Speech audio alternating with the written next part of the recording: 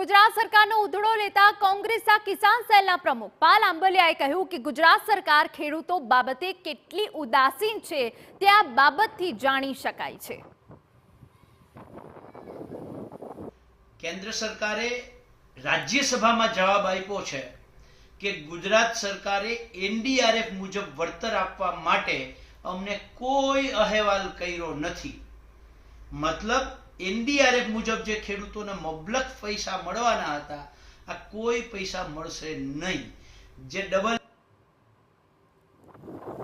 તો આ બાબતે ભાજપના પ્રવક્તાએ બચાવ કરતા કહ્યું કે બધા નિયમોને ધ્યાનમાં રાખીને રજૂઆત કરાતી હોય છે।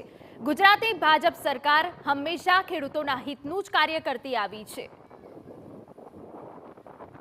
ખૂબ અતિ નુકસાન થાય, ખૂબ મોટી કેલામિટી આવે અને 5 વર્ષ માટે કેન્દ્ર સરકારે રાજ્યોને ફાળવેલો જે ફંડ છે એ ફંડ અપૂરતું લાગે અથવા પૂરું થઈ ગયું હોય એવા સંજોગોમાં વધારે ફંડની આવશ્યકતા હોય ત્યારે કેન્દ્ર સરકારને આવી દરખાસ્ત કરવાની જરૂર પડે છે।